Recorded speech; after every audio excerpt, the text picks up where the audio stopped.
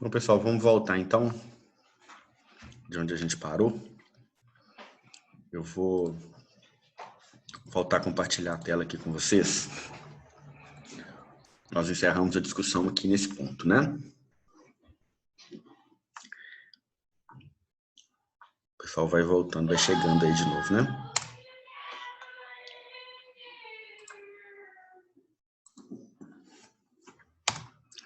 Bom, então nós estamos falando sobre as atribuições do profissional farmacêutico no contexto da fitoterapia, né?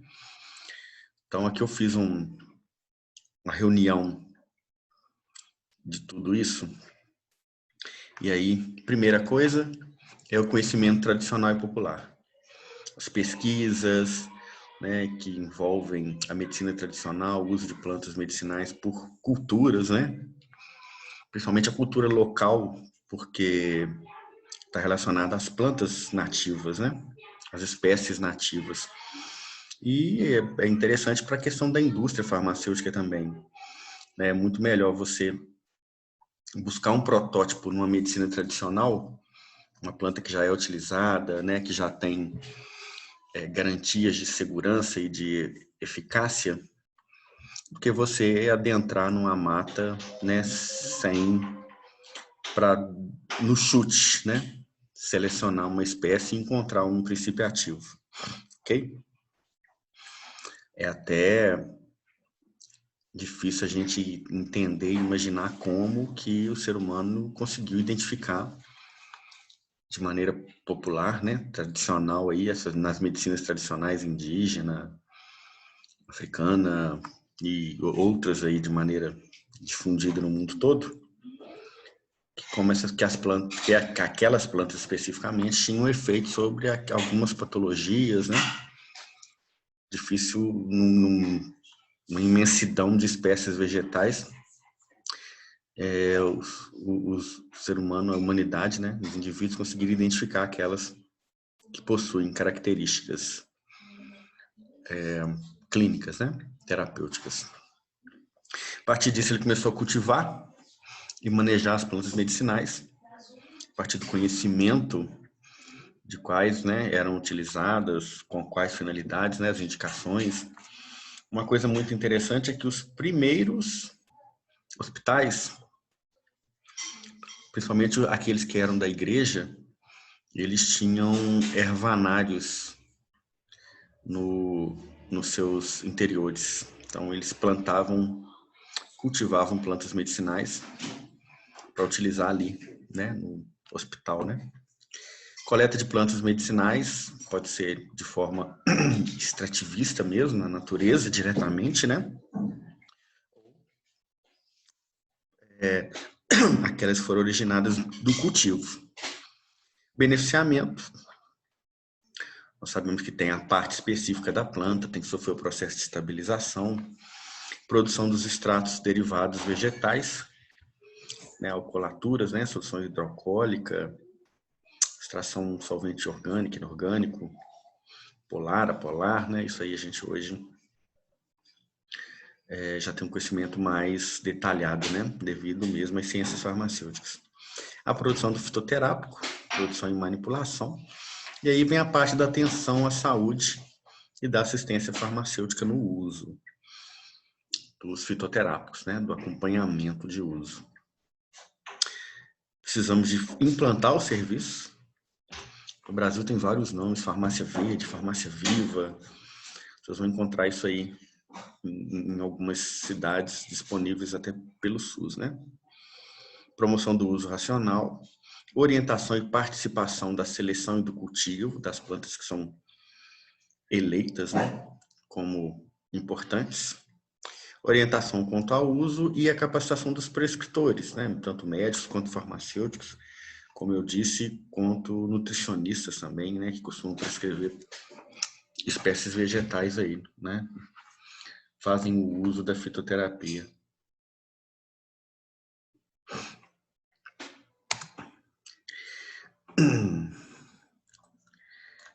Então, qual que seria o papel do farmacêutico na fitoterapia?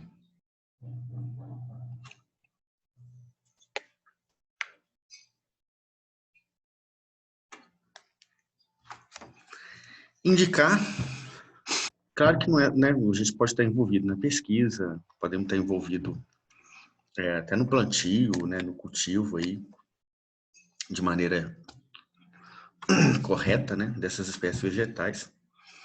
Mas, né? Especificamente depois do medicamento já pronto aí, né? Fitoterápico, a gente vai indicar ou prescrever essas plantas medicinais na forma de fitoterápico para a prevenção de doenças e para o bem-estar com base nas necessidades de saúde do paciente. Né? Que seja cura, que seja prevenção, que seja qualidade de vida, que seja emagrecimento. Ok? Temos que ver, pessoal, eu vou falar disso mais adiante, que existe uma relação de fitoterápicos reconhecidos no Brasil, disponíveis até, né, pelo SUS, alguns, mas alguns medicamentos fitoterápicos precisam de prescrição médica. Nem todos os fitoterápicos podem ser prescritos por outros profissionais. Nós temos, por exemplo, sal palmeto, não sei se vocês conhecem esse tipo do que eu estou falando, né? É um medicamento para hiperplasia prostática benigna, HPB, chamado de sal palmeto, só pode ser prescrito por médico, vendido com prescrição médica. O ginkgo biloba também, vejo que o ginkgo biloba é tarjado, né? O Ginkgomed, Ectan, são industrializados e são tarjados, venda com prescrição médica. Obviamente, se é venda com prescrição médica, não pode ser indicado, prescrito por farmacêuticos, nutricionistas, né? Aspectos, então, aí da fitoterapia. Acessibilidade e adesão ao tratamento, né? São tratamentos mais acessíveis, mais baratos. Fácil acesso. Os aspectos culturais estão envolvidos, então acaba sendo, por se tratar de uma prática de medicina tradicional, acaba sendo bastante ligado às culturas, né? E bastante difundido em algumas regiões, mais do que as outras, né? Obviamente, mas hoje em dia teve um grande aumento de procura. Vocês podem observar que alguns anos atrás a gente não tinha essas casas que vendem, casas que eu digo assim, esses comércios, né? Essas lojas que vendem produtos naturais. Então, se você for hoje olhar aí nas cidades, todo lugar tem essas que vendem a granel, né? Você chega lá e consegue comprar maca peruana, tribulus terrestres, sal palmeto, né? E cúrcuma, hibisco e diversos outros aí, né? Açafrão, com a finalidade mesmo de utilização em algum tipo de terapêutica, de emagrecimento, né? Como antioxidante, de qualidade de vida. Então, o aumento desse tipo de comércio demonstra que houve um aumento da procura e do consumo, né? Precisamos analisar os efeitos colaterais também. Como eu disse, nem todos podem ser prescritos justamente porque existem riscos associados, né, à terapêutica fitoterápica. Automedicação em problemas de saúde pré-existentes. Então, a automedicação que seja de fitoterápico, de medicamentos industrializados, eles possuem o risco, principalmente para aqueles pacientes que têm um problema de saúde pré-existente, né? Pode ser contraindicado. Isso também vai depender aí de uma análise do prescritor, né? O farmacêutico que se dedica a prescrever fitoterápico, ele tem que conhecer as contraindicações dos medicamentos. Custo é mais barato do que normalmente o medicamento industrializado. Mesmo que seja um medicamento industrializado, os fitoterápicos podem apresentar um preço ainda inferior, né? Nem todos são baratos assim, né? Principalmente os que estão na moda, são medicamentos mais caros. Até mesmo alguns adquiridos principalmente os que são ligados à estética, né? Claro que não, às vezes não é pelo preço da matéria-prima, mas pelo que representam, né? Hoje em dia tem alguns medicamentos que são vendidos aí para emagrecimento, gordura localizada, não sei se vocês conhecem, como Cactinha, como Morozil. Vocês conhecem? E eles têm um preço muito elevado. Vocês conhecem? Ou não? Ô, Hermínio, tem um site que eu acompanho que é de manipulação que tem todos esses medicamentos que você está falando. Morozil é uma laranja do Mediterrâneo, uma laranja vermelha do Mediterrâneo, lá da região da Itália. E é usado para emagrecimento, principalmente para diminuição de gordura abdominal. Então, ativa a queima de gordura abdominal e visceral. Né? Claro que no emagrecimento como um todo, perda de gordura como um todo, mas ele tem uma especificidade muito grande pelo tecido adiposo abdominal. Então, é muito usado e está em moda aí, tudo na estética que está em moda, o preço é elevado, né? Então, Morozil você pode achar aí 30 comprimidos a 90, 100 reais. Não é barato. Manipulado, né? Não é barato. Cactina também, né, nessa mesma margem de preço. E esses medicamentos que são também fitoterápicos utilizados para emagrecimento, para pré-treino, né, em academia, como termogênico, como estimulante, como maca peruana. Maca peruana até que não é caro. Tríbulos terrestres, que já é um pouco mais caro. Ioimbina, né, que é uma casca de uma árvore, também tem um preço bastante salgado.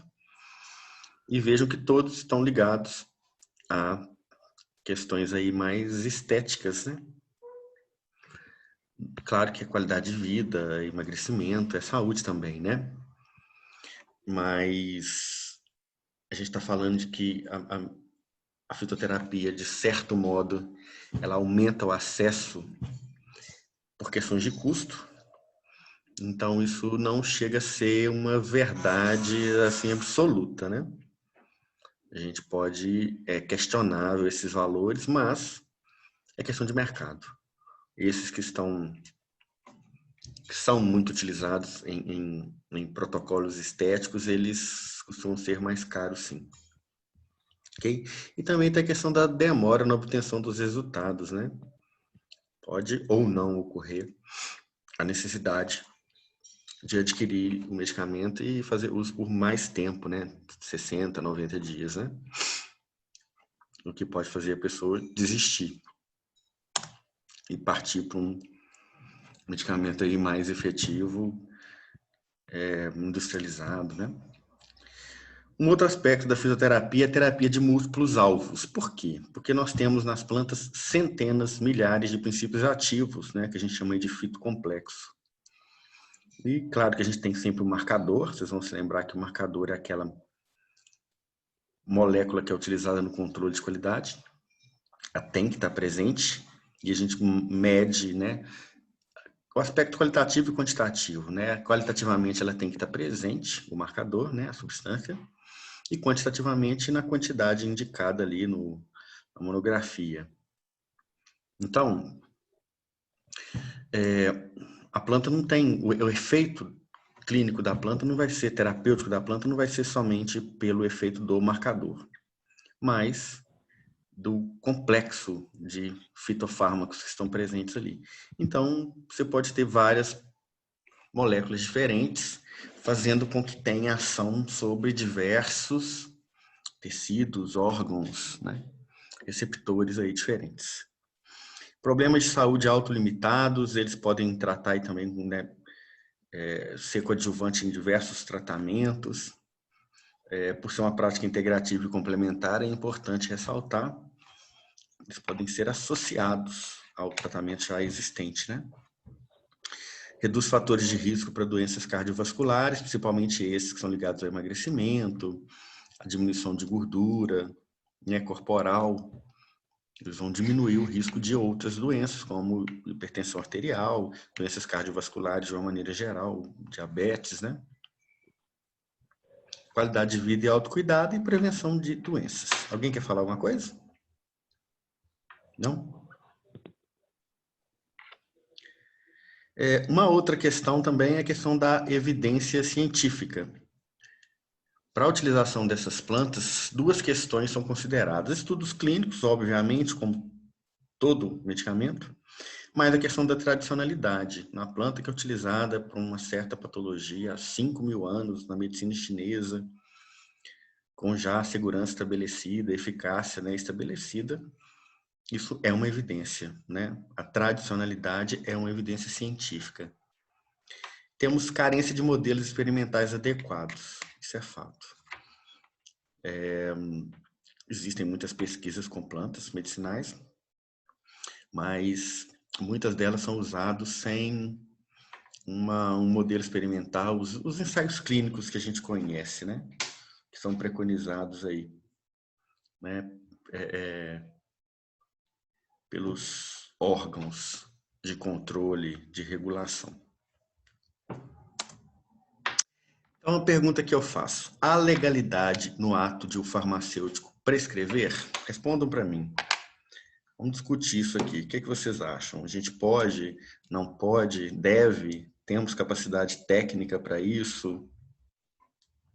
O que vocês me dizem?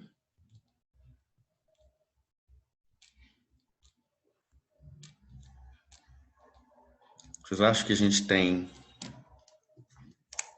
condições técnicas, conhecimento técnico e conhece a legislação sobre prescrição de fitoterápicos ou não? Está tudo envolvido com as atribuições clínicas. Está tudo relacionado àquele compêndio aqui, ó. Eu até trouxe para vocês aqui. Isso é um livro. Vocês acham na internet, tá? Como Prescrição Farmacêutica e Atribuições Clínicas do Farmacêutico.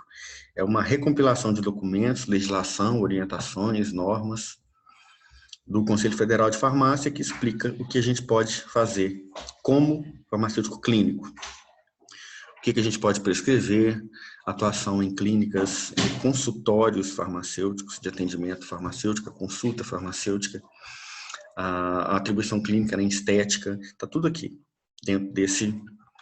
É um livro, né, um compêndio aqui de documentos reunidos pelo Conselho Federal de Farmácia.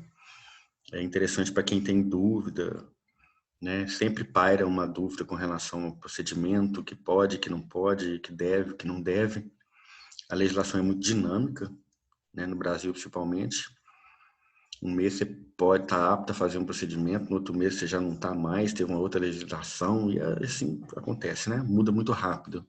É muito dinâmico isso. Apesar de que atualmente está mais parado, né? Trouxe para vocês aqui, dentre essas legislações que estão nessa recompilação de documentos, nós temos a resolução do Conselho Federal de Farmácia, número 585, de 2013, regulamenta as atribuições clínicas do farmacêutico. A 586, de 2013, que regula a prescrição farmacêutica e dá outras providências. E a Lei 13.021, de 2014, que dispõe sobre exercício e fiscalização das atividades farmacêuticas, que vão falar sobre o exercício e a fiscalização das funções clínicas e da prescrição, o que pode, o que não pode, o que vai ser, como vai ser fiscalizado. E lembre que a farmácia é uma unidade de prestação de serviços de saúde, não somente um local de venda de produtos. Então, você pode fazer qualquer prática clínica que o farmacêutico seja apto, né? Como a consulta e a prescrição, ok? Obviamente, de tudo aquilo que é MIP, né? Que são os medicamentos isentos de prescrição. Dentro da relação dos MIPs, então, estão os fitoterápicos, que são isentos de prescrição, que podem ser prescritos, né? Diferentemente daqueles que necessitam obrigatoriamente de uma prescrição médica. São poucos, tá? Como eu falei com vocês aí, ginkgo biloba, sal palmeto, cardo mariano, ok? São os que necessitam, né? Bom, aqui só um ciclo do processo de cuidado farmacêutico, que é acolher e identificar a demanda, Identificar as necessidades de saúde do paciente, família ou comunidade, planejar e realizar a intervenção, que é a prescrição farmacêutica aqui nesse caso, avaliar os resultados, e aí ou dar alta para o paciente com a intervenção concluída ou manter o tratamento ali, né? Então, esse ciclo deve ser seguido. A prescrição farmacêutica em si é uma coisa nova, né? Recente no país, vocês viram aqui que a gente está falando de uma legislação de 2013, mas que até hoje, aí, fazendo 7, 8 anos depois, você não vê muito, né? Um ou outro, existe alguns consultórios farmacêuticos, sim, mas os consultórios farmacêuticos estão muito ligados a isso que eu estou falando com vocês. Protocolo de emagrecimento e estética. Eu acho que hoje, atualmente, onde o farmacêutico mais exerce a sua atuação clínica é na estética. Porque ele faz anamnese, avalia, prescreve fitoterápicos, realiza procedimentos invasivos, né, de aplicação de medicamentos, protocolos aí com equipamentos, né? Então, isso tem que ser considerado aí, né, pela relevância do profissional hoje, né, que está tendo muita procura, né? Estabelecimentos farmacêuticos, consultórios, serviços de níveis de atenção, qualquer estabelecimento farmacêutico pode exercer essa função, né, de acordo com a resolução 586 de 2013. Claro, prezando pela confidencialidade e privacidade dos pacientes, dos clientes. A prescrição farmacêutica de medicamentos pode ser feita com aqueles medicamentos que a dispensação não exige a prescrição médica, são os MIPs, né? Medicamentos isentos de prescrição. São plantas medicinais e drogas vegetais, medicamentos industrializados e preparações magistrais. Os fitoterápicos, coloquei um asterisco aqui para vocês, porque exceto os dispensados sob prescrição médica. Estou frisando muito isso, porque muita gente acha que todo fitoterápico é MIP, é isento de prescrição, e não é verdade. Bom, aqui, lá da farmacognosia, vocês vão lembrar disso aqui.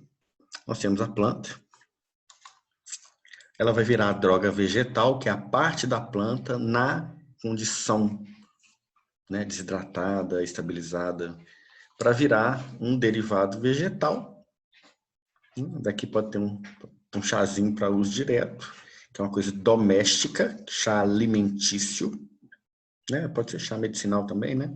Depende do objetivo que você está tomando, né? Muita gente que toma chá como alimento, né? Mate, hortelã, chá preto, camomila, né?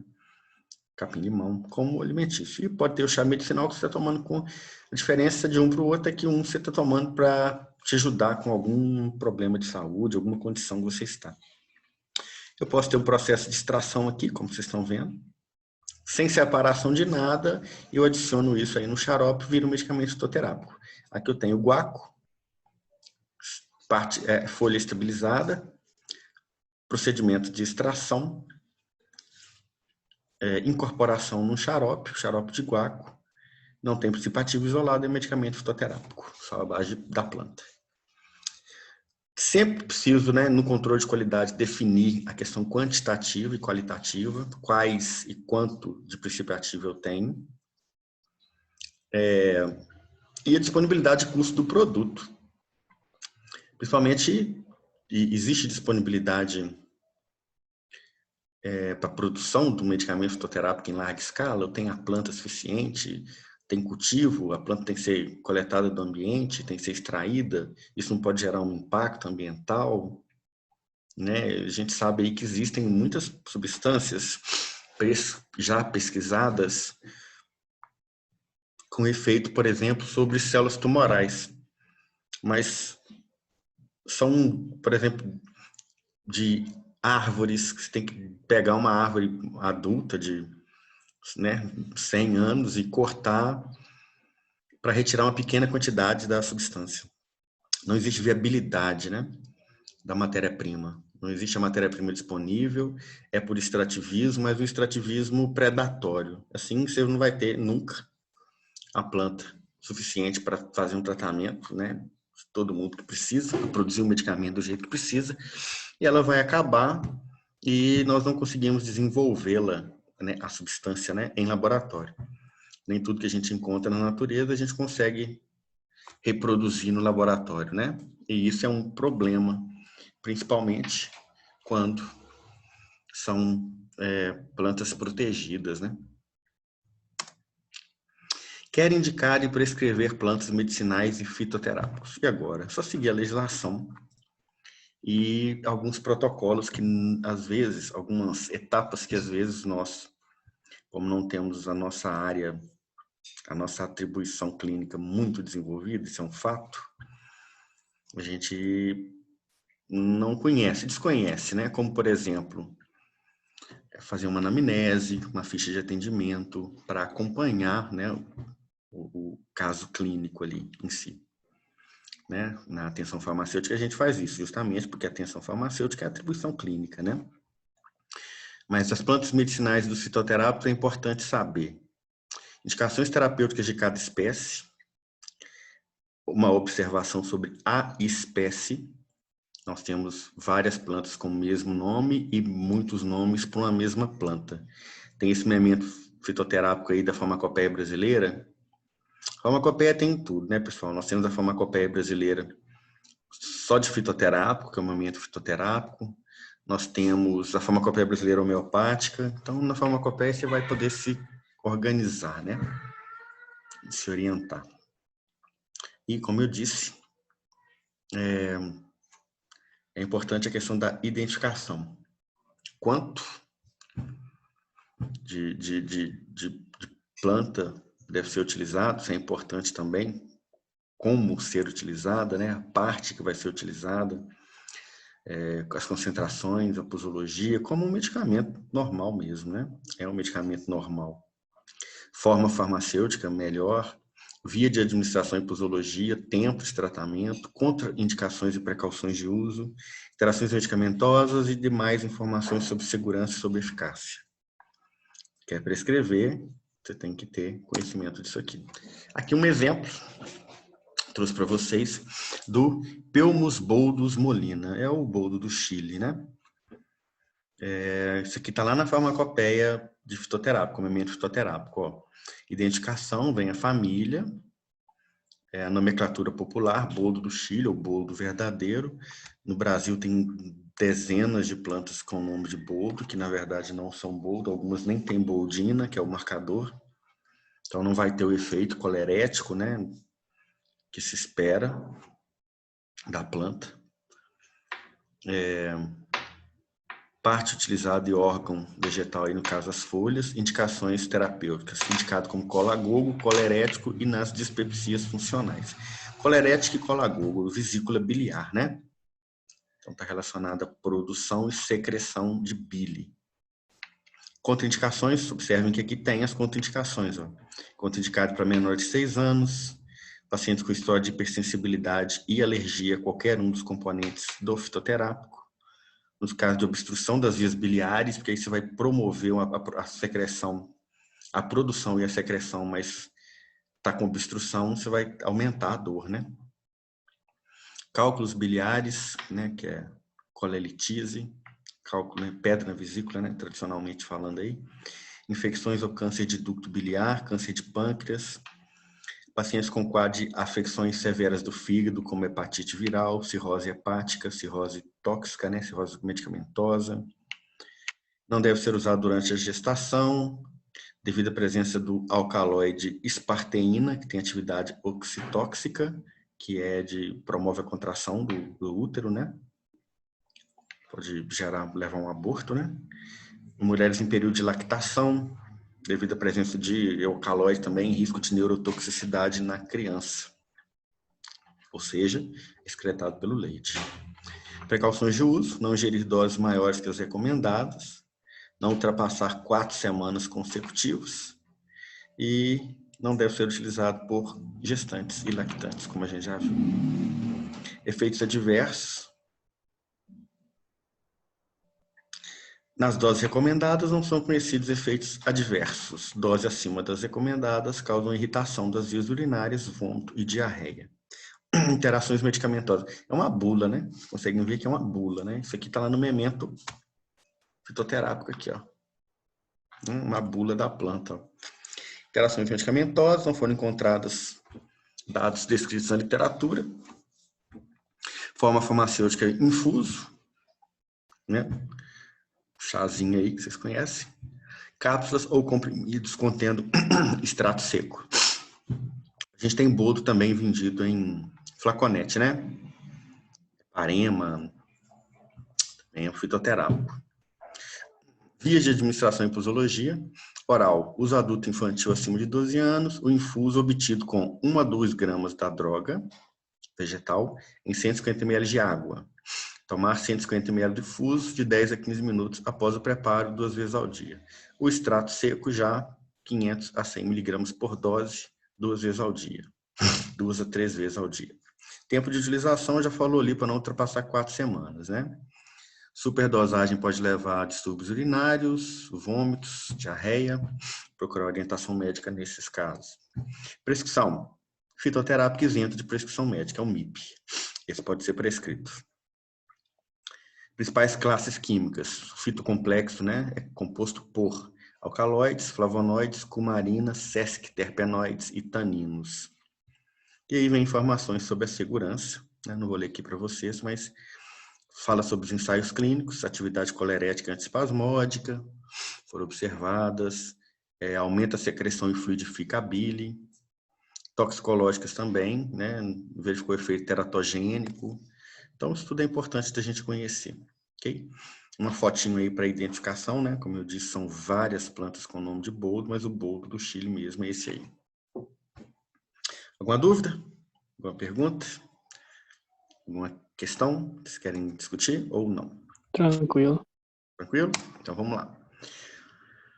Instrução normativa número 2, de 13 de maio de 2014, é a lista que traz os medicamentos que podem ser prescritos.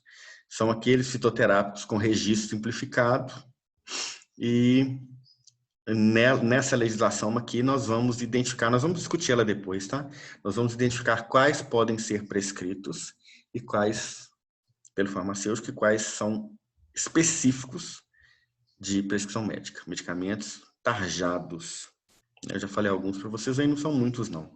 A maioria são MIPs, ok? Trouxe para vocês aqui um livro da Organização Mundial de Saúde sobre plantas medicinais.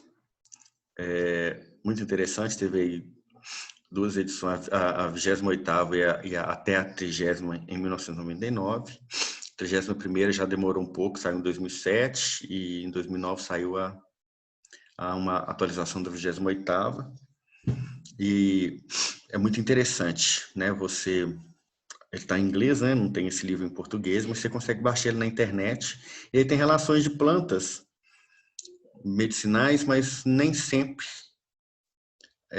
são como a farmacopeia, que são produtos da farmacopeia brasileira. Então, existe uma mistura de plantas aí de forma geral, como a Organização Mundial de Saúde está fazendo, é uma coisa internacional. Se você pregar o fitoterápico da farmacopeia brasileira, são mais aquelas das matrizes da medicina tradicional. Se é que a gente pode chamar de medicina tradicional brasileira, né?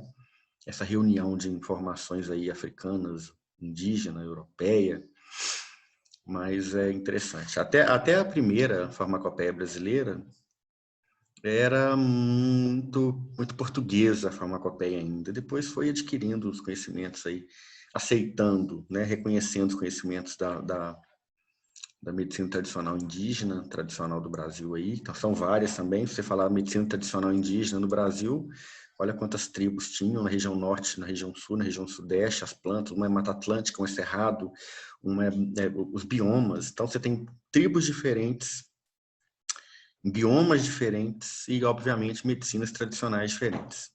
Quando eu falo de África também, a África é muito grande, então, né, Europa também. Então, é muita coisa envolvida nesse termo aí que é medicina tradicional brasileira. Muito complexa de ser estudada justamente por causa disso, ok? Uma reunião de muitas informações, né? Bom, pessoal, eu vou encerrar aqui, né? Tem outra parte que eu vou entrar agora, mas vai faltar um tantinho ainda. Eu não vou começar não, que a gente vai parar no meio. Nós temos só mais 3 minutinhos de aula aí. Alguém quer fazer alguma colocação, alguma ponderação? Ou nos encontramos aí na próxima aula, que não é a semana que vem, né? Semana que vem tem o recesso de carnaval, sem carnaval. E aí nós voltamos na outra semana com a nossa aula para teórica de novo. Tá joia? Então, um grande abraço para vocês aí e até a nossa próxima aula. Tchauzinho. Boa noite. Valeu, um abraço. Boa noite.